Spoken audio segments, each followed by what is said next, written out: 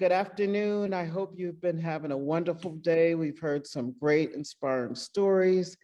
You've had some great information shared here in New York and Harlem. We've had some wonderful exhibitors. Thank you so much for joining us this afternoon. You're in for a wonderful treat. We have two special guests here today. One that needs no introduction, as you can see by the hat on your screen and the smile that you'll see in a few minutes on his face. This topic is really around heart disease.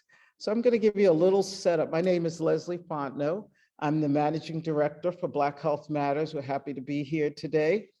In terms of heart disease, while heart disease is the leading killer for all Americans, African Americans and Hispanics face even greater risk. Research suggests that African Americans may carry a gene that makes them more salt sensitive, increasing the risk of high blood pressure and heart disease. There are also many other factors that increase the risk, such as being overweight or obese, and there are other dietary and lifestyle choices. Today, you have a special treat. You'll hear an inspiring and true story from a prominent leader in the hip hop community, as well as a leading cardiologist and medical expert who treats those with advanced heart disease, including cardiac arrest. So first up, we have Kurtis Walker, professionally known by his stage name, Kurtis Blow. Kurtis will be here with us. He's an American rapper, singer, songwriter, record and film producer, b-boy, DJ, public speaker, and minister. He is the first commercially successful rapper and the first to sign with a major record label. There's so many firsts. The Breaks, a single from his 1980 self-titled debut album, is the first certified gold record rap song. Throughout his career, he has released 15 albums and is currently an ordained minister. And then with Kurtis, we have cardiologist Ugo Egolum with Georgia Heart Institute. His focus is on people that have suffered heart failure. He provides advanced therapies, including heart transplants. He's received his medical degree from Howard University College of Medicine in DC. He completed his residency and 2 fellowships in cardiovascular disease and advanced heart failure and cardiac transplantation at Vanderbilt University Medical Center in Nashville. Dr. Egolum is a board-certified cardiovascular disease internal medicine expert. Dr. Egolum says the heart is one of the most important organs in the body, and we need to do whatever we can to preserve it. And that's what he looks to do every day. So with that introduction, I'm going to turn it over to Kurtis Blow. And Kurtis, you can take yourself off mute and tell us a little bit about your story. The audience is anxious to hear. Yes. Hello. Can you hear me? Yes, we can. Okay, great. Hello, I want to thank you for the great introduction and thank you, BHM Black Health Matters. And it's a pleasure and an honor to meet you, Dr. Egg. Hey, man, I went through a series of life-threatening heart operations and health matters that affected me. So, I mean, it changed my life. I defied death several times. This is a miracle that I am here talking to you all. And wow, my story is a long one, but let me try to make it short and sweet, everyone. It starts off in 2017. I went into cardiac arrest, right? So I don't know if you guys know what that is. The doctor could probably elaborate on it more, but cardiac arrest is death. Your heart stops beating, right? and I died for 5 minutes. And I got hit with the defibrillator and came back and went to the hospital and they checked me out. I had low potassium. That's why I went into cardiac arrest, right?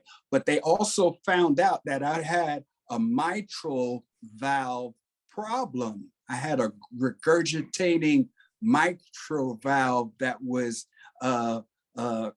kicking blood back into the heart, and it wasn't a normal thing happening. So I had to get a repair, mitral valve repair. The mitral valve is the actual flap that goes up and down from your heart, and it actually is the beat of your heart. So it flaps up and down like boom, boom, boom, boom, boom, boom. And that's where you get your beat from. And the ejection fraction, your pumping power comes from that mitral valve. And so I had a repair. It was done robotically in 2018 at NYU. Big shout out to Dr. Lou May, who did his thing. And that's when my heart problems really took off from there. I actually was diagnosed as having heart failure because my heart ejection fraction, and I was telling you about that pumping power, is supposed to be at 65, 70%. And I was down to a 35, right? And it went down from there. So after that, in 2019, I went out to China, to Chengdu, to make a hip hop presentation at a music festival out there.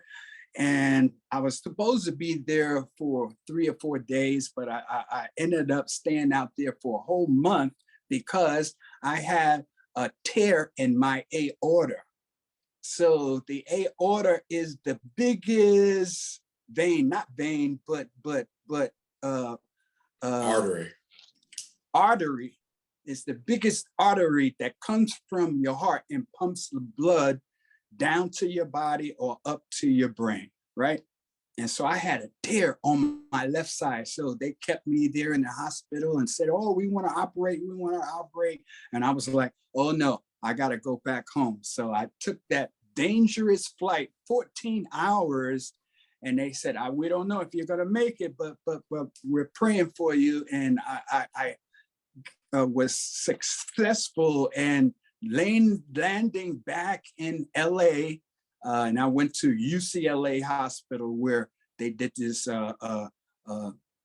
surgery and put a stent in my aorta.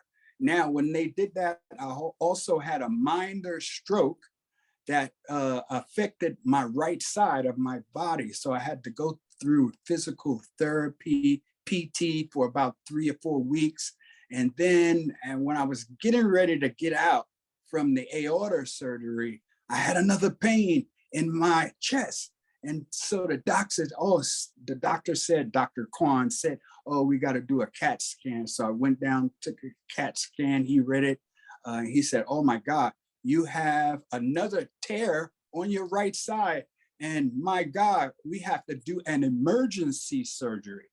And that's when I went in, and it was like a 50-50 chance. It's really life-threatening. The aorta is very, very dangerous when you're messing with the aorta. And so I was blessed and fortunate to get through that surgery. 2 surgeries on my aorta. And that led me to the heart transplant in 2020.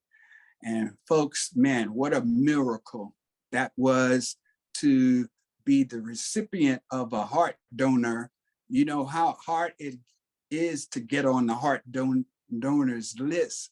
You know, you have to go through night and day. I mean, I've heard that, 20, 25 people die every day waiting for a heart transplant. And this is something else. So I was blessed and fortunate. I want to thank all the doctors from NYU, Dr. Lou May, and also UCLA, Dr. Kwan and Dr. Dang, and over in West Hills, LA, Dr. Jamali. Man, I would not be here if it wasn't for them. I am walking, living, breathing testimony of the fact that God is still in the miracle business, folks. And I'm blessed and fortunate to be here. So I want to thank all of my family for praying for me, all of my fans and friends around the world that were praying for me. Our prayers were answered. And I want to say this in ending that, you know, getting back to that EF rate, you know, when I went down, the EF rate is your pumping power. Now, once it goes down, that is heart failure. You know, your heart stops when it's a 0. So I went down to a 35, but I was still on tour, going around the country, performing. I went down to a 25.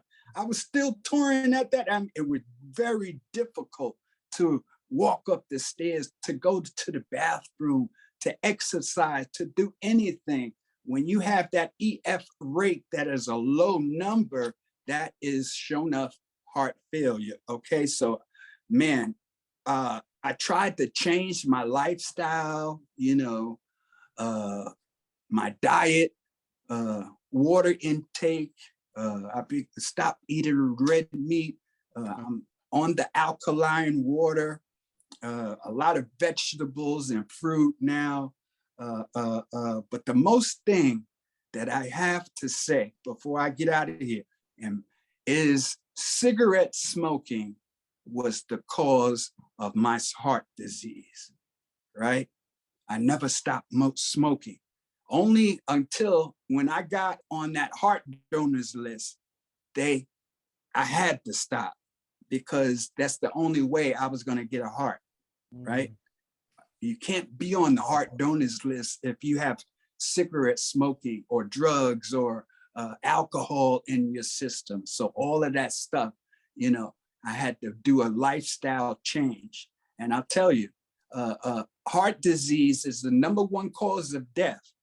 Right. But cigarette smoking is the #1 cause of heart disease.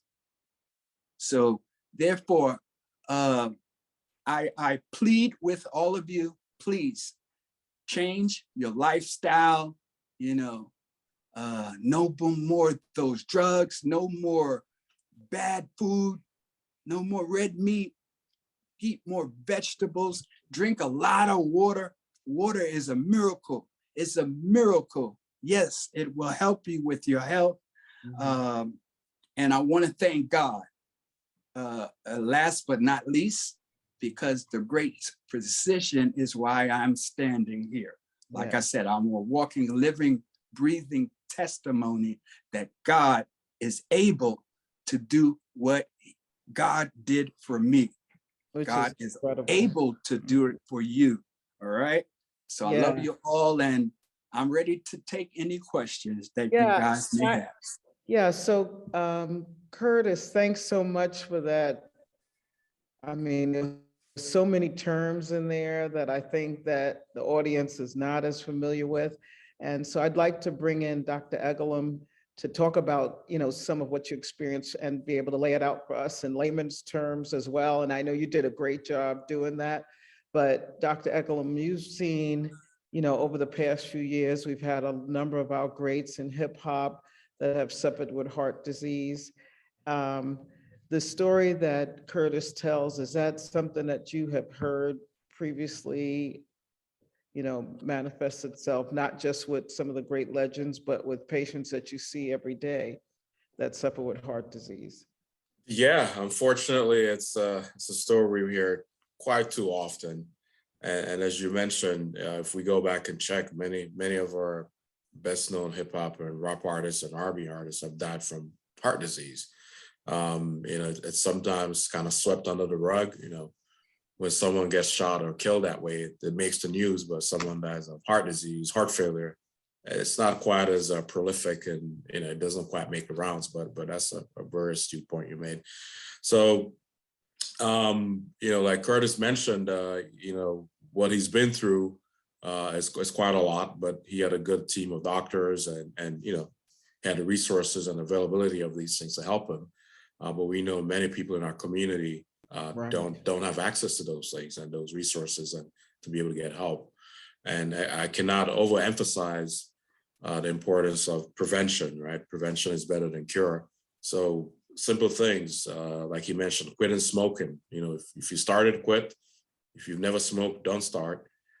Maintaining a normal body weight, right? We talk about the BMI, keeping your body mass index within a normal limit. If you've got cholesterol problems, get that treated. You may take medications or change your diet and lifestyle, right? More fruits, more vegetables, and exercising, that helps a lot.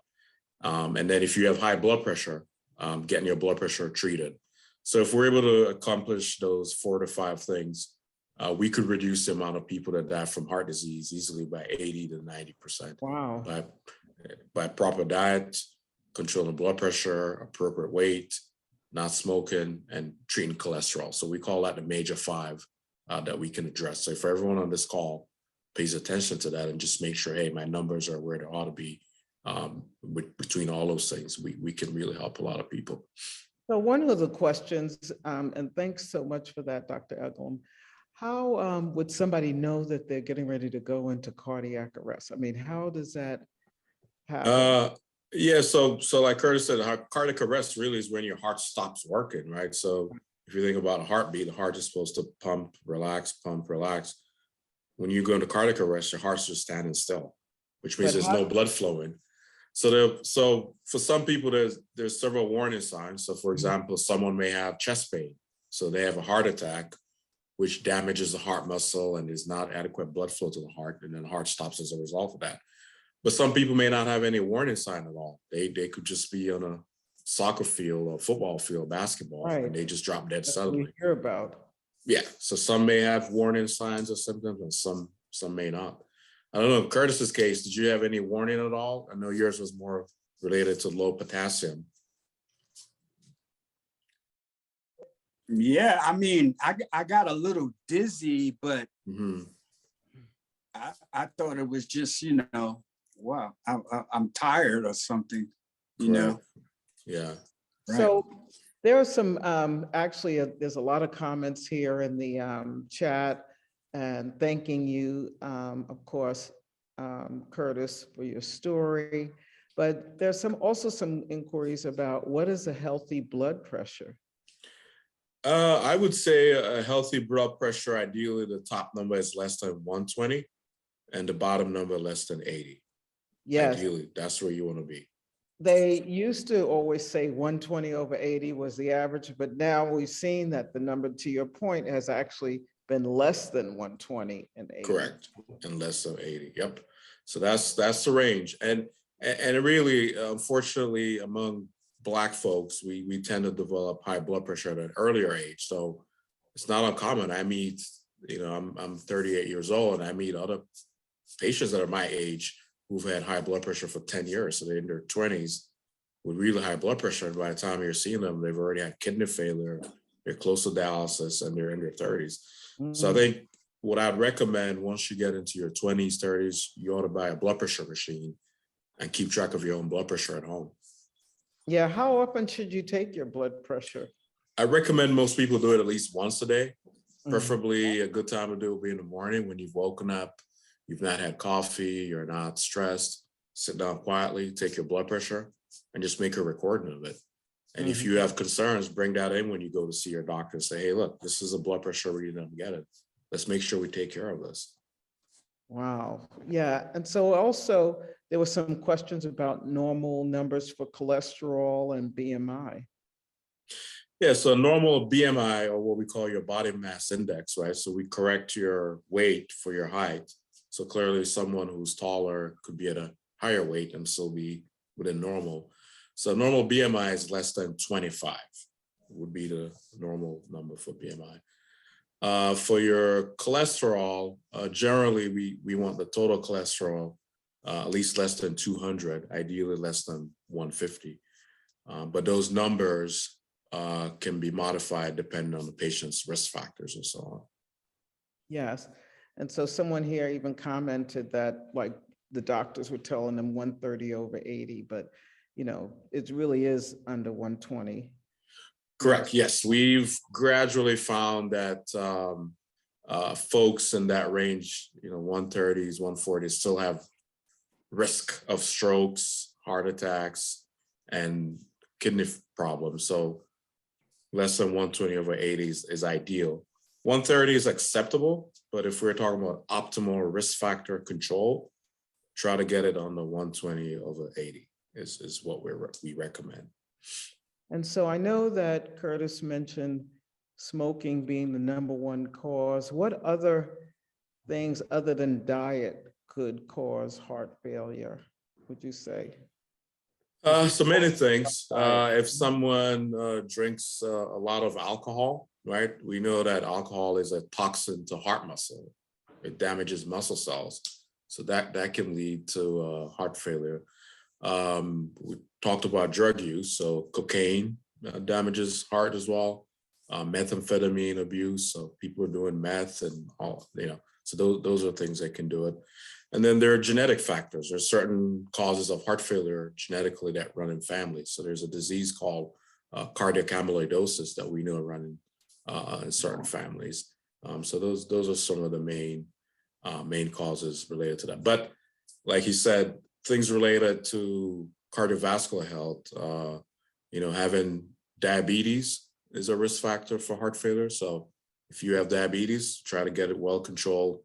Oftentimes, if people lose weight, diabetes can completely go away. So diabetes is a risk factor for it. And again, having high blood pressure are some of the other factors. And then there are things that can happen that you have no control over. Sometimes you can have what we call a myocarditis, where you have inflammation of the heart after a viral infection, right? So those are things that happen randomly that you can't control. So you were raising your hand, Kurtis. Oh, yeah. My heart swelled up. Yes, it was twice the size of a normal heart. Yes, I remember, wow, those numbers, shocking.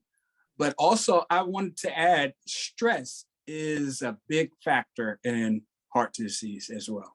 Yes, very important. We got to find a way to manage stress. Yes, and then someone asked here, what about thrombosis? Yeah, so thrombosis is a term used to talk about clots that are formed. So when we say someone has a heart attack, you can have a clot formed in the blood vessels that supply the heart muscle, which is what a heart attack is. And if the heart muscle doesn't get blood, it dies off, and that leads to heart failure. Some patients with heart failure, where the heart's enlarged, like Kurtis mentioned, the blood can sit around in the heart, and a clot can form in the heart, and then that can travel to the brain and cause strokes. So clots can lead to heart failure and can be the result of heart failure. So what would you say you'd recommend in terms of, we always talk about exercise and working out and walking and all of those things. And recently I heard several times we've heard that people say you need to work out every day for an hour.